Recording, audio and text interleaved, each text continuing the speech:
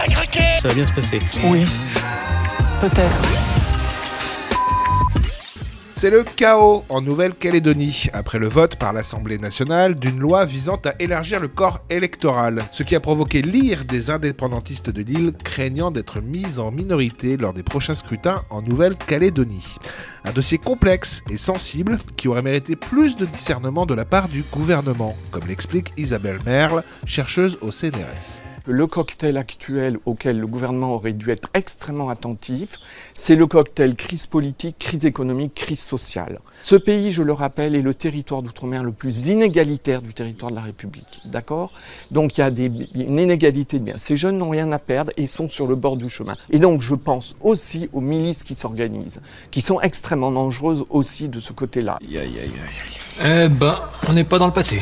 Mais pour Gérald Darmanin, la responsabilité de cette situation catastrophique n'est pas à chercher au sein du gouvernement, mais plutôt du côté de l'ingérence d'une puissance étrangère. Y a-t-il selon vous des ingérences étrangères en Nouvelle-Calédonie ? Il y a quelques jours, en commission des lois à l'Assemblée, vous dénonciez une ingérence extrêmement néfaste en évoquant le rôle de l'Azerbaïdjan. Ce matin, l'opinion parle de l'ombre de la Chine. Fantasme ou réalité ? Sur l'Azerbaïdjan, ce n'est pas un fantasme, c'est une réalité.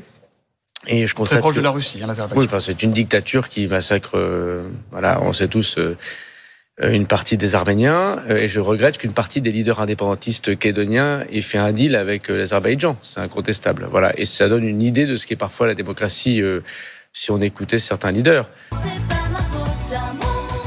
Si tu blâmes l'Azerbaïdjan, mon GG, alors j'imagine que tu blâmes aussi la présidente de la Commission européenne, Ursula von der Leyen, qui a signé en juillet 2022 un accord avec l'Azerbaïdjan pour augmenter les importations de gaz naturel.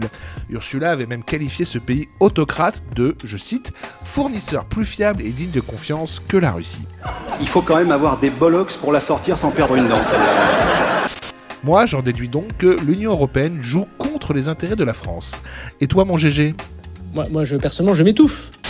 Toujours à propos de Gérald Darmanin, j'avais fait une vidéo dans laquelle il prend une véritable volée de bois vert au Sénat et tire une tronche pas possible.